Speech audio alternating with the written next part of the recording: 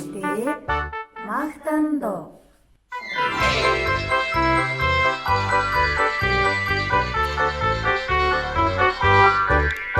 Чиний нүд харах зүйлсээс болгоомжил.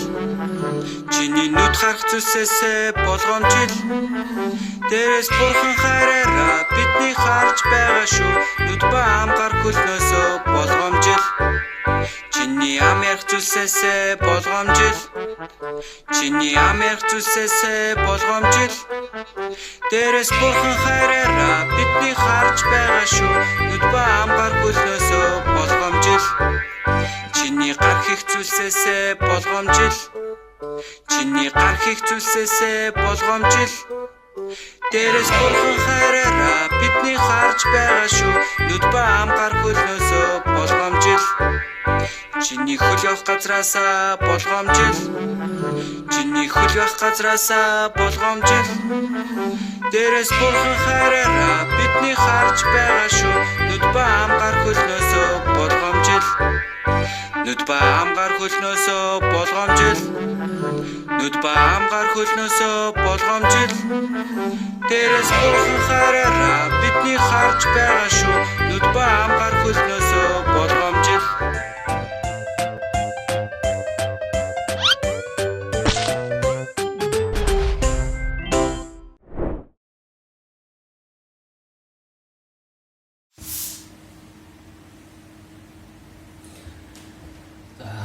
Өдөр сайн байцгаана уу? Хамтдаа залбираад өнөөдрийнхөө хичээлийг эхэлье. Хамтдаа залбирая. Бидний хайрладаг эзэн таны нэг үсэл талархаж байна. Өнөөдөр энэ өдрийг хүртэл хамт байж өдөртөж байгаа талархаж байна. Өнөөдөр сонсож байгаа үгээр дамжуулан бяцхан хүүхдүүд маань итгэлийн амьдралдаа нэг ч гэсэн зүйлийг ойлгож мэдэж ухаарч чадвал та туслаарай. Энэ цагийг танд даатгаад бидний хайрладаг Есүсийн нэрээр талархах болтугай. Амен. Өнөөдрийн үгийн сэдэв маань ахааны гим нүгэл гэдэг сэдэв байна. Үг хэлхээс өмнө хамтдаа Йошуа 6-гийн 18-аас 19 хүртэл уншнаа. Йошуа 6-гийн 18-аас 19 хүртэл. Библиэд хүүхдүүд маань Библиэсээ хамт уншаарай. Библиэд байгаа хүүхдүүд маань сайн сонсоход болно. Би уншъя. Харин та нарын хувьд гэвэл хориг зээртэй зүйлсэд шунаж тэдгээрээс аваад Израилийн хуаранг цээрлэлд хүргэж түүнд лай тарихаас сэрэмжил. Харин бүх мөнгө, алт, мөн хүрэл ба төмөр эд зүйлс нь эзэнд ариун билээ. Тэр нь эзний эрдэнсийн самд орох ёстой гэлээ. За хойш нэрүүдээр 7 дугаар бүлгийн 1-р шүлгийг бас уншнаа. 7 дугаар бүлгийн 1-р шүлгийг. За багш нь уншдаг. Гэвч Израилийн хөвгүүд хориг цээртэй зүйлсийн тухай итгэл эвдүү Юда овгийн Зерагийн 30 Забдын ач Кармийн хүү ахан хориг цээртэй зүйлсээс авчээ. Иймээс эзний уур хилэн Израилийн хүүгүүдийн эсрэг дүрлцвэ гэсэн байна. Бидний бас мэддэг агуулга байна. За Израилийн ард түмэн цөлийн 40 жилийн амьдралаа дуусгаад Бурхны амласан Канаан нутаг руу орж байгаа үйл явдал гарч байна. За Йошуагаар өдөрдуулаад Канаан нутаг руу орсон. За зүгээр Канаан нутагт ороод суух биш. За 7 хүчтэй үндэстэндээ тулалдаж тэдгээрийг яаж тэдгээрийг тэр нутгаас хөөж явуулаад тэр газрыг цэвэрлээд за өөртөө суух байсан. Суух болж байгаа. За гэтэл Йошуагаар өдөрдуулаад хамгийн ихний цайзтай хийсэн тулаандаа Бурхны хүчээр, Бурхны мэрэгүү ухаанаар, Бурхны үгэнд дуулууртай байснараа тэр Ерехо гэдэг хүчирхэг цайзыг ялсан байна, нураасан байна. Бүгдийг нь эзэлж авсан. За гэтэл Ерехо цайзыг буулгаж аваад, Ерехо цайзыг эзэлж аваад тэр их баяр хөөртэй байсан. За тэгээд дараагийн цайз болох Ай цайз руу одоо цэргүүдээ илгээж байгаа. За эхлээд нь Йошуа 2 туршуудыг Ай цайз руу явуулсан байна. Эхлээд нь за гэтэл Ай цайзыг туршиж үзээд Ерехо цайзыг бодвол жижигхэн цайз байна. За бүх цэргүүдээ явуулах шаардлагагүй, ядраах шаардлагагүй. Тийм учраас цөөхөн цэрэг явуулчих. Тэгэх юм бол амархан эзлэх юм байна гэсэн. За гэтэл энэ үед за Ахан гэдэг нэг хүний гэмээс болоод Израилийн ард түмэн Ай гэдэг жижигхэн цайзад ялагдчихсан. За бид нар сая эвдээд уншсан хэсэгтээ За Иерихо цайз руу орохдоо алт, мөнгө, хөрөл, эд баялагийг бүгдийг нь бурханд өргөх ёстой гэсэн. Бурхан бүгдийг нь бурханд өргөх ёстой гэсэн. Эзэнд өргөх ёстой. Эзний бурханы ертөнцийн сан хүмүүрэлт орох ёстой гэсэн. За гэтэл Ахан гэдэг нэг хүн за шунаад тэр бурханы ертөнцийн санд орох ёстой байсан эд баялагаас өөрөө аваад өөрийнхөө майханд нууцсан. За гэтэл тэр гимээс нь болоод тэр хүчирхэг цайзыг Иерихо гэдэг цайзыг ялчихсан хэмээн жижигхэн Ай гэдэг цайзыг ялагдчихж байгаа. За бүр одоо амархан ялна гэж бодсон. Тэгээ 2-3 мянган цэргийг л явуулсан. Цөөхөн цэргийг явуулсан. Амархан ялч болов гэсэн чинь харин жисэргээр ялагдаад тэр цайзын хүмүүс хөөгдөд бүр 36 хүн өгч байгаа. Израилийн цэргүүдээс 36 хүн өгч байгаа. За 36 хүн гэдэг маань олон болов цөөхөн болов олон хүн баггүй юу? 36 хүн өгч байгаа. Гэтэл ингэж ялагдсан шалтгаан нь Ахан гэдэг нэг л хүний гэмээс болж байгаа. Ганцхан хүний гэмээс болоод Израилийн ард түмэн Ай гэдэг жижигхэн цайзтай ялагдчихсан. За хүүхдүүдээ энэ үйл явдал маань дэндүү харамсмаар үйл явдал. Бурхны амласан Канаан нутг руу Израилийн ард түмэн ороод дөнгөж дайн эхэлж байгаа. Бүгд бүтэн 7 үндэснийг устгах ёстой. За гэтэл эхний Иерихо цайзаа ялчаад тэр их баяр хөөртөө, тэр их эд зоригтой байсан сэтгэл нь жижигхэн тэр цайзад ялагдаад бүр юу вэ? Ус шиг болчихж байгаа. Бүр ялагдаад бүр гутраад энэ дайнд ер нь ялах юм болов гүн болов гэд бүр юу вэ? Бүр сэтгэл нь үнэхээр унжиж байна. Бүр шалдаа буучсан. За Библиэлд ингэж гарч байна. За Йошуа 7-гийн 3-аас 6 хүртэл би уншиж үгээ. Йошуа 7-гийн 3-аас 6 хүртэл би уншиж өгье. Тэд Йошуа руу буцаж ирээд бүх ард олныг бүү явуул. Харин 2 юм уу 3,000 орчим хүнийг л явуул. Ай хотыг цохол. Тэд цөөхөлөө учраас бүх хүмүүсээ тэнд бүүд байдаг. Иймгүй ард олноос 3,000 орчим хүн тийш очсон боловч айн ирчүүдээс тэд зугатав. Айн ирчүүд тэднээс 36 орчим хүнийг алж тэднийг голдон хаадарнаас Шибарийн хүртэл нэхэн хөөж бил газарт тэднийг хоров. Тиймээс ард олны зүрх үхэж шалтаа буваа гэсэн байна. Энд чи яасан бэ? Бол амархан ялна гэж бодсон чинь зүгтаад 36 хүнээ алуулаад тэгээд Израилийн ард түмний сэтгэл шалтаа булаа гэсэн байна. Бүр өчүүхэн болчихсон. За одоо тэгвэл гэм нүгэл гэдэг маань ийм аимшигтай зүйл байна. Эхний дайн эхэлсэн хамгийн ихтэй дайндаа ялсан боловч дараагийн жижигхэн цайзад ялагдаж байна. Бурхан за энэ үйл явдлыг дамжуулан бид нэр юу бодож болох вэ? Нэг хүний гинэг баг өчүүхэн жоохон гин гэж бодох аргагүй юм аа гэдгийг мэдэж болно. За тэгээд тэр ариун бурхан тэр жоохон гим нүгэлдэж дургу гэдгийг бид нар мэдэж болно. Аврагтаас өмнө бид нар аврагтаагүй ертөнцийн хүмүүс ингэж боддог. Бид нар ч гэсэн ялгаагүй тэгж бодож байсан. Үнэхээр том гим хийсэн хүн там руу явдгаа гэж боддог байсан.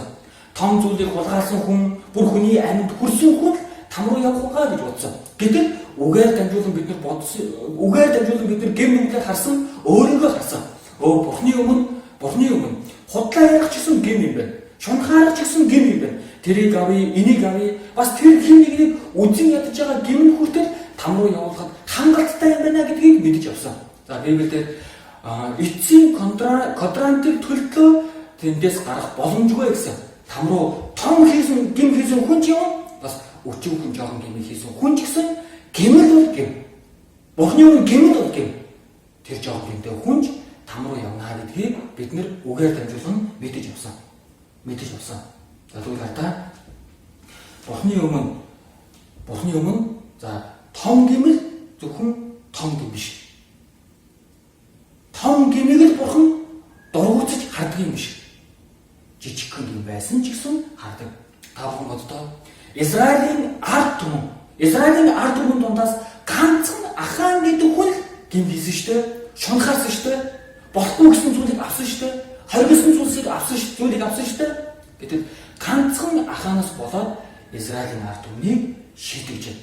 Израилийн ард түмэн дайн ялгагдаж байна.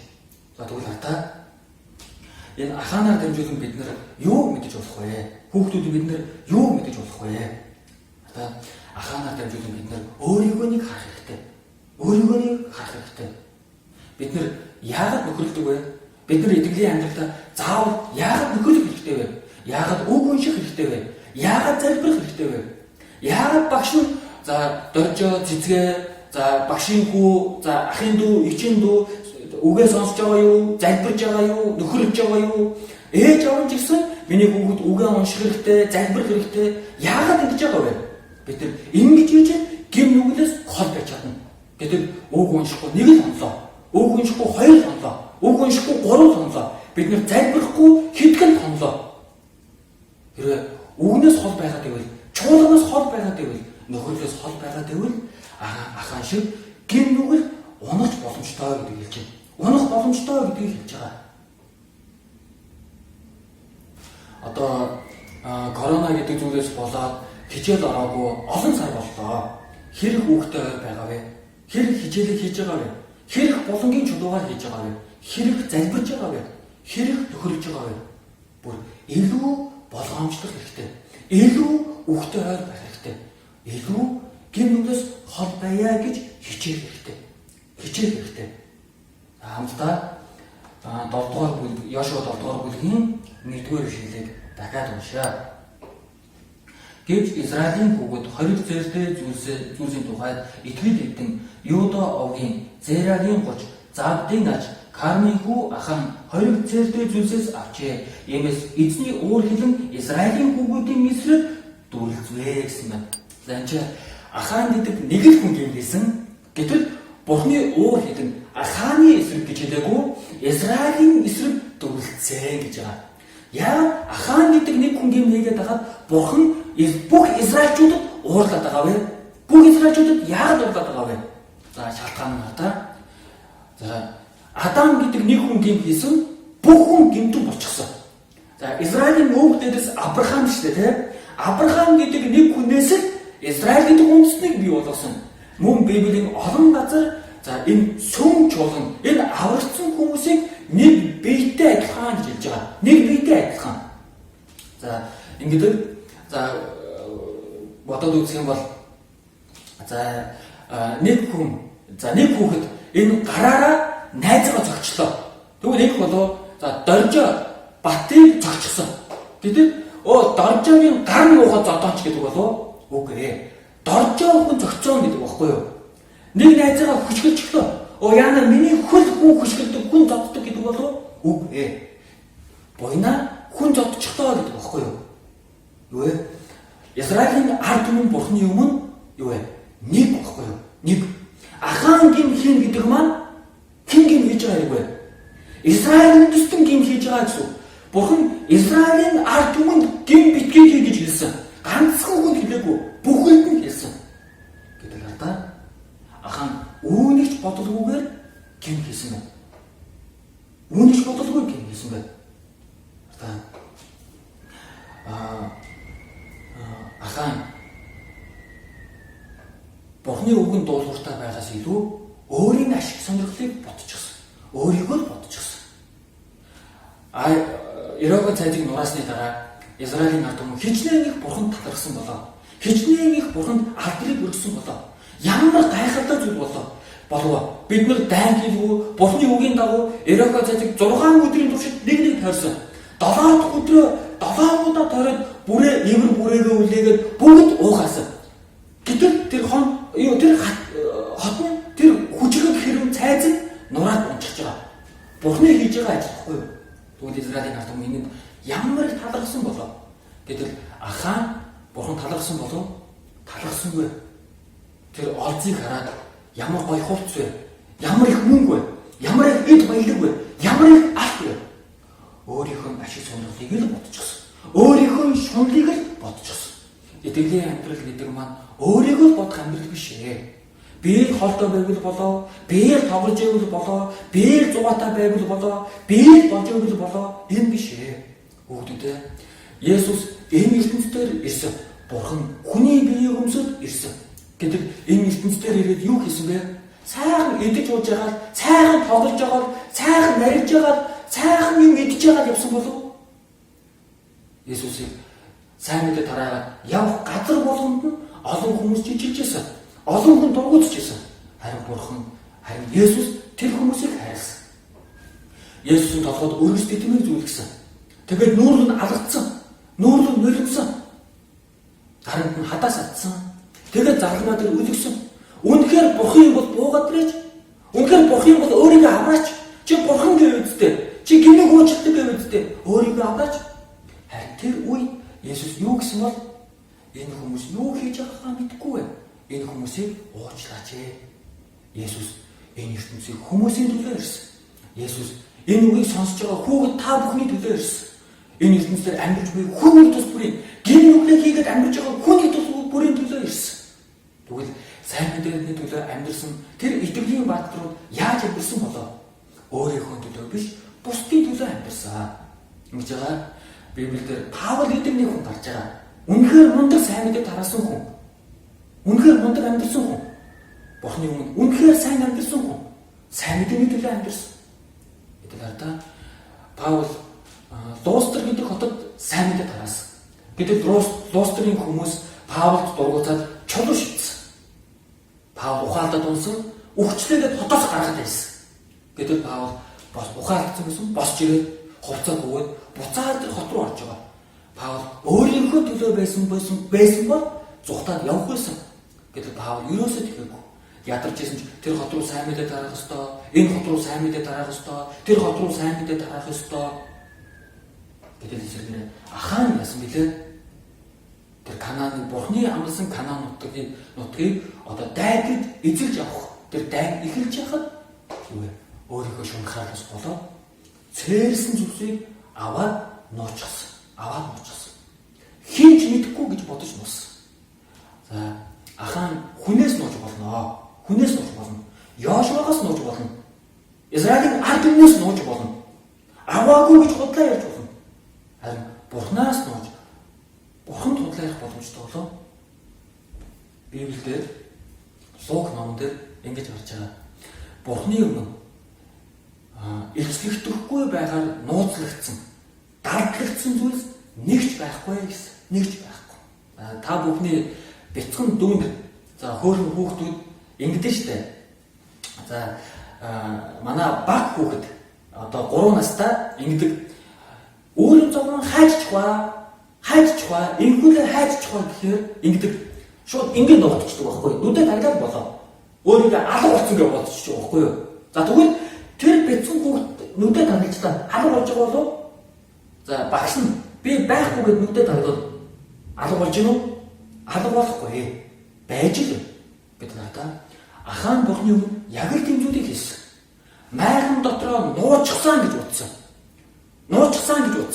Бурхнаас нуусан гэж утсан. Йошуагаас Израилийн ард түмнээс нуусан гэж утсан. Хинч мэдэхгүй гэж утсан. Харин Бурхан ил гаргаж ирсэн.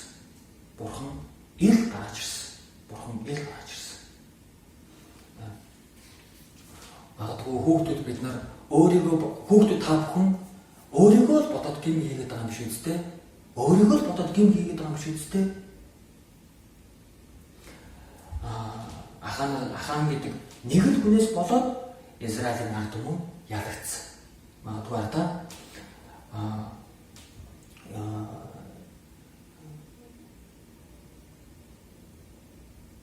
Ахан гэдэг нэг л хүний гин. За Бурхан мэдэхгүй хэлгүй дээ. Израилийн ард түмэн мэдэхгүй хэлгүй дээ. Би дараа нь ганцаараа хэрэглэнэ. Тэр гинглээ нууж юм. Хинч мэдэхгүй гэж бодсон. Гэтэл түүнээс нь болоод Израилийн ард түмэн ялагдж байгаа штэ. 36 хүн үхэж байгаа штэ. Гин гэдэг маань надаа айгүй том зүйл Бурхны өмнө айгүй том зүйлийг хийгээд тэр нь л зөвхөн гин гэсэн үг биш ээ. За зарим хүмүүс олгоо өрөвсдөг. Олгоо маань мухар болчихлаа гэж хагалгаа хийгээд ахуулчихдаг байхгүй юу? Хэрвээ тэр мухар олгоо өрөвсчээд байхад айгүй өвдөж байхад, эдэлж байхад байлгаад байх юм бол тэр хүн өөрөө ч үхэж магадгүй. Хагалгаа хийгээд тэр олгоогоо ахуулцдаг. Тэгээд эрүүл боллоо гэж байгаа байхгүй юу? Эрүүл боллоо. За тэгвэл надаа том гимиг бол хайж чаддаг. За арай чиний хулгайч болохгүй. Энэ утсыг авч болохгүй. Хөө хинч хата 10,000 төгрөг байж энийг авч болохгүй. Тэгчиж чаддаг. Олон хүмүүсийн нүдэн дээр ил байгаа учраас. За гэтэл надаа жижигхэн гимиг тэсэлгүй хийчихдэг. За одоо дэлхийг айдгаж байгаа корона гэдэг өвчин байна. Корона. За корона гэдэг маань ийм болов айгүй том биетэй, эвэртэй, далавчтай тийм өвчин болов. Корона явж ийн, коронаг алдъя гэдэг ингэдэг болов. Коронаг устгахыг гэдэг болов. Тийм шээ. Корона гэдэг маань штэ нүдэнд харагддаггүй жижигхэн өвчин байгаа байхгүй юу? Жижигхэн вирус. Тоо шороноос жижигхэн, гурилны ширхгээс жижигхэн, давс сахарны ширхгээс жижигхэн. Гэтэл тэр жижигхэн нис гараа аваагүйгээс болоод, маск зүгээгүйгээс болоод хүний бие рүү очих гоо. Гэтэл яаж юм? Олон хүн өгч байгаа үстэй, олон хүн халуурж байгаа үстэй ийм аимшигтай. Тэгвэл гин гэдэг маань яа адилхан. Ээж аваад хэлэлгүйгээр нууцаар 100 төгрөг авчихлаа. Дараа нь 200 төгрөг аваа. Дараа нь 500 төгрөг аваа. Дараа нь 1000 төгрөг аваа. Тэгээд яадаг гэж энийг гим гэж бодлого дараа нь ишээлөө их мөнгө хулгайдаг. Өөр хүнээс хулгай яадаг. Аав ээж нь ахмад наснангууд за хүүхдүүд та бүхэнд үг гэж байна. За тэрийг хийгээрээ, энийг хийгээрээ, шалаа угаагаараа, аяга угаагаараа, чимээгүүд тоглоороо, одоо гитэ ороороо хичээлээ хийгээрээ. Гэтэл хүүхдийн болохоор дотроо үгүй гэж байгаа. Яг чаргагүй томчууд хэлээд байгаа учраас толгоо тохиол яв. Гэтэл нэг л мэдхэд дотроо уурж исэн маань царай нэр гарч ирдэг. Би ууртаа байгаа шүү. Гэтэл дараа нь энэ амаараа эсвүүцдэг. Үгүй. Энэ гэм томорсоор эцтэй аав ээжтэйгээ хэрэлддэг, өвөө эмээтэйгээ хэрэлддэг, багшийнхаа үгэнд ордоггүй. Ийм том гимиг хийж байгаа. Ийм сонсч ирсэн үү? Хумсалсаар булгаач. Хуурсаар худалж болтгоо. Гим гэдэг маань. Том байж ижил тэр юм шээ. Израилийн ард түмэн дундах ганцхан Ахан гэдэг хүний гимээс болоод Израилийн ард түмэнд тэр зовлон ирсэн шиг би жижигхэн гим хийлээ. Гайгүй илгүүгээ хүлээн зөвшөөрчих бол эцтэй яад гэж Бурхан тэр хүүхдийг хэрэглэдэггүй. Ирээхэ гэдэг том цайзыг Бурханы үгэнд дуулууртай байснараа ялсан. Бурханы хүчээр ялсан. Ай гэдэг цайзыг өөртөө хүчээр эзлэх гэж оролцсон. Гэтэл Ахан гэдэг хүний гимээс болоод Ай гэдэг жижигхэн цайзыг ялагдсан. 36 хүний алдсан. Хүүхдүүд та нар сайн мэдээ тараахыг хүсэж байгаа юу? Найзууд нь аврагдаагүй байгаа. Өвөө эмээ нь аврагдаагүй байгаа. Зарим хүүхдийн аав ээж нь аврагдаагүй байгаа. Ах эгч нь аврагдаагүй байгаа. Сайн мэдээ тараахыг үнэхээр хүсэж байна. Гэтэл аврагдахгүй. Жижигхэн гим байгаа бол Бурханы ажил явагдахгүй байх боломжтой. Миний сэтгэлд гим байгаа бол тэр хүний сэтгэлийг Бурхан хүндлэхгүй байх боломжтой. Надаас болоод тэр хүн аврагдахгүй байх боломжтой. Найзуудаа сайн мэдээ тарааж байна. Гэтэл нэг найзтайгаа хэрэлдэж байна. Тэгвэл бусад найзууд нь аврагдах болов? Хэрэлдсэн найз нь аврагдах болов? Ах эгчтэй сайн мэдээ тараах гэж оролдож байна. Аав ээжтэй худлаа яриад байна. Ах эгчтэй худлаа яриад байна. Ах эгчтэйгээ муудалцаад байна. Тэгвэл миний тэгж зөрүүлж байгааг харж байгаа хүн аврагдах болов? Өвөө эмээгийнхаа үгэнд орохгүй гэж яаж сайн мэдээ тараах вэ? Бурхан ажиллах боломжгүй. Зарим хүмүүс тэгдэг. Энэ олон жил сайн мэдээ тараагаад нэг л болж өгөхгүй. Магадгүй тань гин байгаа юм шиг үстэй. Тэр хүнд гин байгаа юм шиг үстэй. Магадгүй хүүхэд гэж байгаа ч гэсэн та бүхэнд гин байгаа юм шиг үстэй. Тэр Бурхан ажиллах аргагүй. Гин нүгэлтэй тэр газар Бурхан туслах, Бурханы хүч, Бурханы ажил явагдах боломжгүй. Тэгээд ардаа гим хийжээд эцсээ хүртэл гимшихгүй бол Бурханы шийтгэл бодог. Ахаан шунхайлан имийг хийсэн. Гэтэл Бурхан Ахааны тэр гэмийг илчлээд зөвхөн Ахааныг шийдсэн болов үгүй ээ. Ахааны эд баялаг, Ахааны гэр бүл бүгд чулуунд зохиолж эцтэй шатаагдаж өгч байгаа. Ахаан гэдэг нэг хүний гэмээс болоод тэр аимшигт зүйлийг Израилийн ард түмэнд эдэлжээ. За хамтдаа Йошуа 7-гийн 13-аас ахуулаад уншнаа. Йошуа 7-гийн 13-аас 20 хүртэл уншъя. Бос ард олныг ариусга. Тэдэнд маргаашийн төлөө өөрсдийгөө ариусгацгаа. Учир нь Израилийн Бурхан эзэн ийхүү айлджээ. Израиль та нарын дунд хориг зээр болсон зүйлс байна. Тэр хориг зээр болсон зүйлсээ дотроосоо зайлуулахаас нааш та нар дайснаа эсэргүүцэж чадахгүй. Тэгэхээр өглөө та нар овгоороо ойртон ир. Эзний тунгаан авах овг нь ураг ургаараа. Эзний тунгаан авах ураг нь бүл бүлээрээ. Мөн эзний тунгаан авах бүл нь нэг нэгээрээ эргэтэн. Хориг цээртэй зүйлсийг авсан хүн эзний гэрээг зөрчиж Израильд шившигт зүйлсийг үйлдсэн учраас өөрт байгаа бүхний хамт галт шатаадна гэж хэлээ. Ингээд Йошуа өглөө эртлэн босож Израилийн овгуудаар нь авчрахад Юда овг тонов. Юдагийн ургийг авчирсан Зерахчуудын ураг тонов. Зерахчуудын ургийг хүн тус бүрээр нь авчирсан Забди тонов. Тонов. Йошуа түүний гэрийнхний нэг нэгээр нь авчирхад Юда овгийн Зерагийн 30, Забдийн аж Кармийн хүү Ахаан тунжээ. Йошуа Ахаан "Хүүмэн гуй, Израилийн Бурхан эзэнд алдрыг өрөг, түүнд хүндэтгэл үзүүл. Тэгээд юу хийснээ одоо надад хэл. Надаас юу ч бүү нуу гэлээ" гэсэн. За энэчнээс харах юм бол зайд ялцсныхаа дараа Йошуа тэгээд Израилийн ард түмний удирдагч нар цуглаад ойлж, залбирж Бурхан минь юунаас болоод бид нар ингэж ялагдчихв гэтэл Бурхан хэлсэн байна. Хоригдсон зүйлсээс болохгүй гэсэн зүйлсийг хийсэн гэм нүгэл Израилийн дунд байна. Энэ гэм нүгэл арилгахаас нааш би ажиллахгүй. Би та нартай хамт байхгүй. Энэ дайснаас чинь та нарыг аврахгүй гэж хэлсэн. Бидний дунд гэм нүгэл байх юм бол, миний дотор гэм нүгэл байх юм бол, хүүхдүүд та нарын дотор чиний дотор гэм нүгэл байх юм бол Бурхан ажиллахгүй. Бурхан туслахгүй. За тэгээд ардаа Бурхан ил гаргаж ирдэг. Ахаан хинч мэдэхгүй гэж бодсон. За тэгээд ардаа Бурханы аргаар Йошуа Ахааныг тэр Израилийн гэм нүгэл хийсэн тэр хүнийг суулж гаргаж ирж байна. За энэ ч ардаа ингэж гарч байна. Ингээд Йошуа Израилийг овгуудаар цуглуулсан чинь Юда овг цуглагдсан. Ахааны овг нь цуглагдчихжээ. Ахаан Юда овгийн хүн байсан. За тэгээд овгаар нь авчирдал Зерахчуудын ураг тунав гэж байгаа. За Юда овг дотор бас олон ураг байгаа. Гэтэл Ахааны ураг нь тунжиж байгаа байхгүй юу? Ураг гараад ирлээ. Яана, манай ураг гараад ирлээ. За тэгтээ дараа тэгсэн чи Ахаан гарч ирсэнгүй. Гэтэл Зерахчуудын ургийг хүн тус бүрээр нь авчирсан Забди тунав. Дараад нь юу вэ? Карма тунав.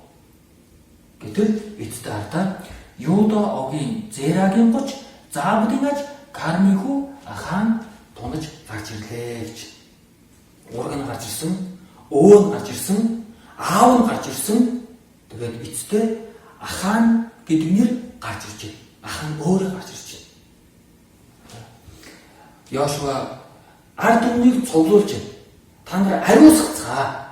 Тэгээд бүгд өөрөөсөө ариусгаад гарч ирээ. Бүгд цугларч байна. Гэтэл ардаа шавг гэсэн. 12 овг байгаа шүү дээ. Цуглдал тэр Ахааны байдаг урган цуглагдаж байна. Юда. За арайч одоо намайг гаргаад ирэхгүй л үү дээ. Гэтэл өвөгийн цуглаа гаргаад ирж байгаа. Өвөөгийнх нь гэр бүл дотор зөндөө олон хүн байгаа те. За арайч би биш байх үү гэтэл аавынх нь цуглагдчихж байгаа. Ах トゥ нар байсан баг. За тэгэхээр арайч намайг бас суулаад гараад ирэхгүй байх үү гэтэл хэнийг цугласан бэ?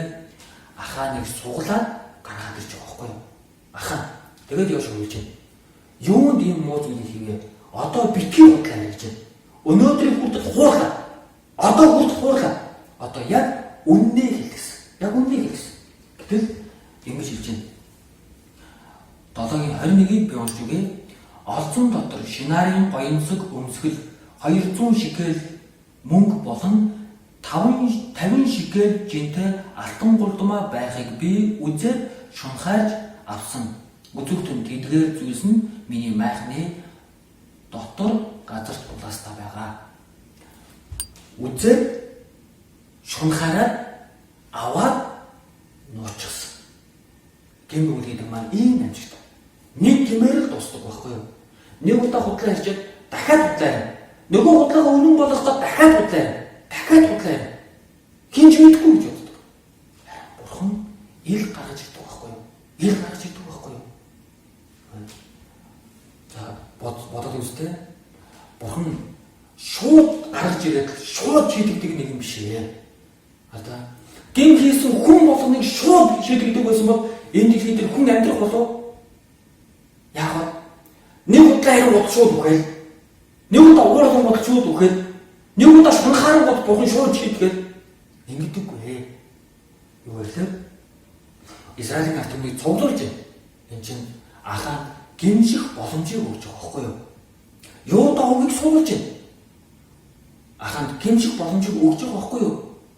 Тэ өвөөгийн сууллаа, аавыг нь гаргаж ирж байна. Энд чинь Аханд гимших боломжийг өгч байна. Гэмүүдээс эргэх боломжийг өгч байна. Гэтэл Ахан эцсээ хүртэл эргэж хараагүй. Эцсээ хүртэл гимшиггүй. Эцтэй яасан гэж бүх эд баялаг гэр бүлийг нь цуглуулж агаад бүгдэн рүү чулуу шидэд тэгээд бүгдийг өхүүлж байгаа байхгүй юу? Бурхан шууд шийдэгдэг юм биш ээ. Та бүхэн Новагийн үерийн үйл явдлыг мэдэн шүү дээ. Новагийн үер. Бурхан үер болгоно гэж хэлсэн. Тэгээд Новаг сонгосон. Тэгээд Новагийн гэр бүлийн 8 хүн маш урт хугацаанд хөгж бүхээгийг хийсэн. Хөгж амтрыг хийсэн. Хөгж бүхээгийг хийсэн. Тэгээд одоо Нова зүгээр чимээгүй бүхээг хийгээд байсан биш. Олон хүмүүс хэлсэн. Бурхан үер болгох гэж байгаа шүү. Миний хийж байгаа бүхээг цуугаараа. Хүмүүс итгээгүй. Нова гэр бүлтэйгээ хам 10 жил хийж гин, 20 жил хийж гин, 50 жил хийж гин, 100 жил хийж гин. Тэр олон хүмүүс Нова болон Новагийн гэр бүлийг харсан хэрнээ үгэнд нь итгээгүй. Үерийн усаар шүүх болно гэсэн үгэнд итгээгүй. Эцэстээ амьтад хосороо хөөгч бүхээг рүү орж ийн. Тэрийг харсан хэрнээ итгээгүй. Эцэстээ яасан гэлээ? Бурхан хөөгч бүхээгийн хаалгыг хаасан. Бороо орж хэлсэн, үер бууж хэлсэн. Хизээхэн Нова хаалх онгоолгороо чиний хэлсэн үнэн байна.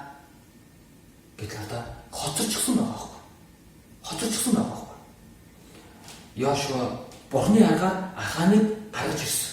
Одоо тэгвэл Ахан гэдэг нэрийг дуудаад Аханыг гаргаад ирчихсэн.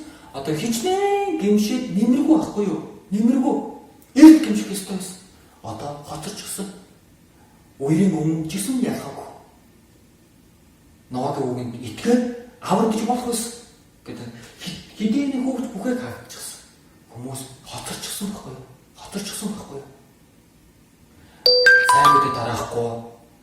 Сайн мэдээ тараахгүй өөр зүйлийг хийгээд байна.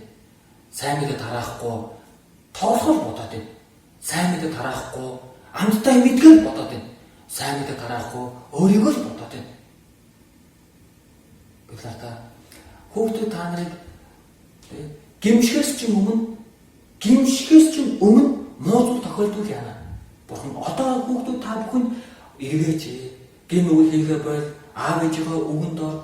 Бурхан одоо хүүхдүүд та бүхэнд боломжийг өгч байна. Гэвч та ээж аав нь буруу зүйл хийхгүй шууд зоддоггүй шүү дээ. Ой тэгж болохгүй шүү гэж хэлдэг. Дараа нь жаахан чанга дугаар. Ой тэгээд саваад шүү гэдэг. Тэгтэл буруу зүйл хийсэн хэвээрээ л үгэнд орохгүй хэвээрээ л өмөрсөн хэвээрээ л хичээл хийхгүй эцэгийнхээ өөдөөс янз бүрийн үг хэлсэн тэр гимээр хаяхгүй хэвээрээ л эцтэй яадаг вэ?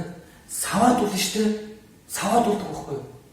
Тэгвэл Ахан Бурхан боломжийг өгөөдөөсөн Харин Ахан эргээгүй. Эцсийн хүртэл гэм нүгэл дотор байсан. Гэм нүглээ нус. Харин Бурхан ил гаргаад гэр бүлээр нь шийтгсэн байна.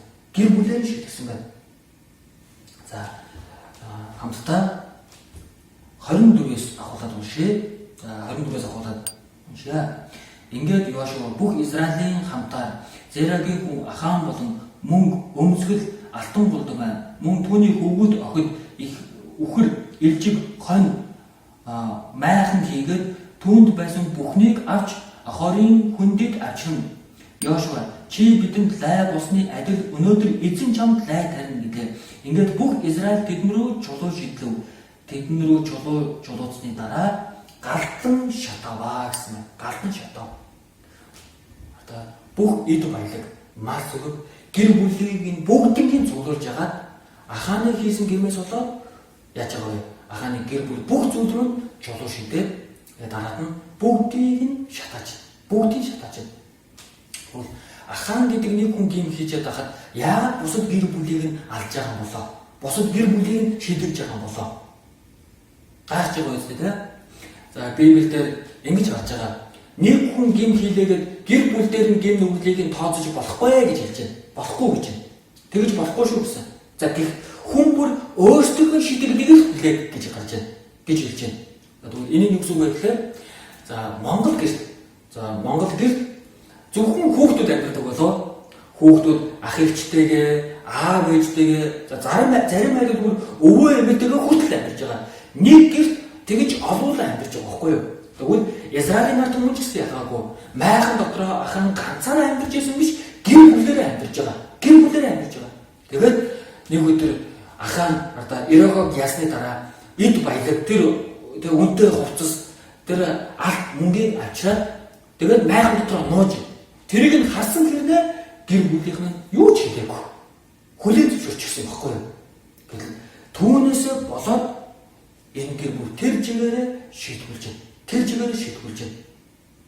Тэгэхээр та бидний дундаас хин нэгэн гим хийж явах юм бол яах хэрэгтэй вэ?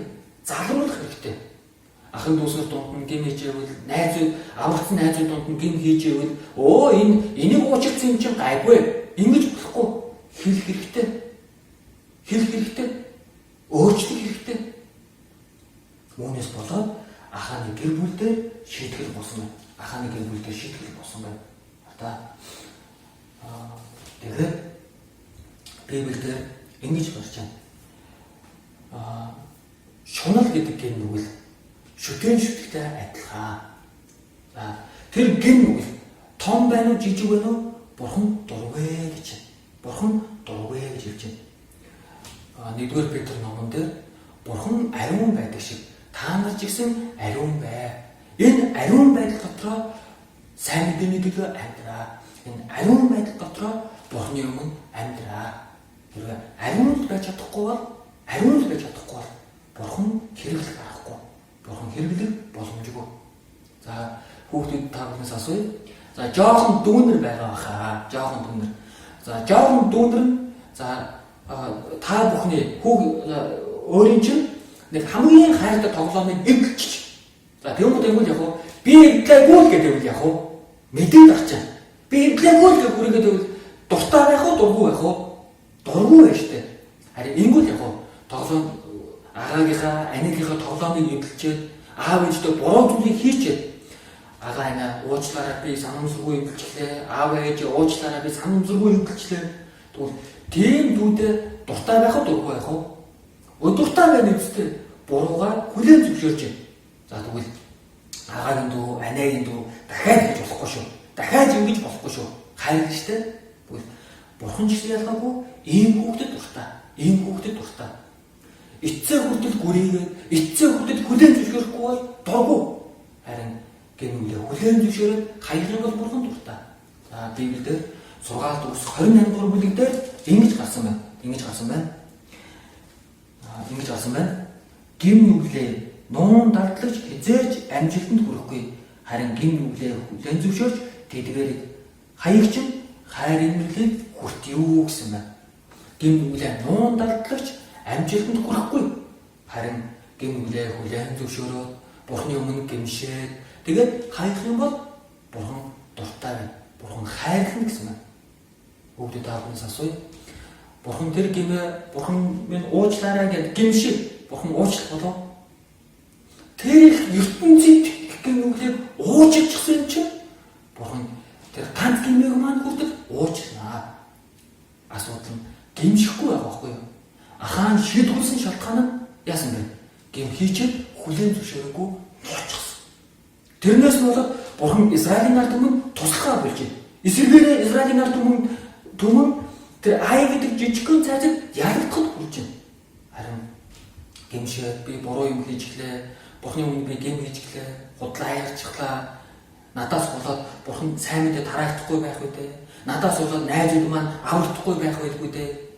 Ингээд гэмших юм бол бурхан тэр хүнд туслах болно. Тэр хүнийг хайрлах болно. Гэтэл найзтайгаа муудалцчаад, ах эгчтэйгээ муудалцчаад, аав ээжтэй худлаа ярьчаад ерөөсөө гэмшихгүй байна. Тэгвэл гарцаагүй бурхан шийдэх болно. Гарцаагүй бурхан шийдэх болно. Тэгвэл ахаан гэмшээгүйгээсээ болоод ахаан гэдэг нэг л хүний гэмээс болоод Израилийн ард түмэнд шийдвүүлсэн шиг, Израилийн ард түмэнд зовлон ирсэн шиг би гэмшихгүй бол бурхан надад шийдэгдэх болох болно. За тэгээд ахааныг дундаасаа холдуулсан байна. Тэр гэн нүглийг бүгдийг зайлуулсан байна.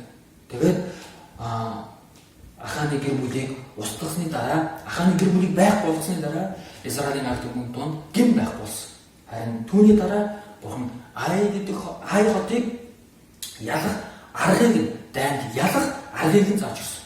Бурханы үгийн дагуу бурхан дуулууртай байснараа Израилийн ард түмэн Ай хотыг жийзэлсэн цаашлаад Канаан нутгийг тэр жигт нь эзлээд 12 овогт өв болгон өгсөө. Хизээ бурхан тусалсан байна. Хизээ бурхан Израилийн ард түмэн Канаан нутгийг өв болгож өгсөн байна. Амлалтынхаа дагуу гэм нүгэлгүй байгуу. Гэм нүглээ дундаасаа, гэм нүглээ дотроосоо зайлуулах үед, холдуулах үед. Тэгвэл хүүхдүүд та бүхэн ч гэсэн гэм нүглээс хол байх юм бол, гэм нүглээ гэмшээд хаях юм бол, гэм нүглээс хол байх юм бол, үг нөхөрлөл дотроо байгаад, үгэн дотроо байгаад, залбирал дотроо, чуулган дотроо байгаад, бурхандаа үргэлжил ойр байх юм бол, бурхан гарцаагүй тусалдаг. Гэм нүглээс хол байх хүчийг өгнө, гэм нүглийг хаях хүчийг өгнө. Тэгээд ирээдүйд өшөөлөө бурхан та бүхнийг хэрэглэх болно. Өнөөдрийн үгээ ингээд дуусгая. За үргэлжлүүлээд ээж аавтайгаа булангийн чулуугаа хийгээрэй. Булангийн чулуугаа хийгээрэй. Ахааны гэм нүгэл гэдэг сэдвийг хийгээд болно. Хамтдаа залбираад дуусгая. Бидний хайрладаг бурхан минь баярлалаа. Үнэхээр ахаан шиг бузар муу гэмээр нууж дарахгүй байхаар та хүүхэдний тус бүрс туслаарай. Гэм нүглээ хүлээн зөвшөөрөөд таны өмнө хаяад өшөөлөө цэвэр амьдраад бурхан танд эрхмээр хэрэглэгдэж чадхтаа хүүхний тус бүртээ хамт байгаарай. Биднийг үргэлж хайрладаг Есүсийн нэрээр талархан залбирлаа. Амен.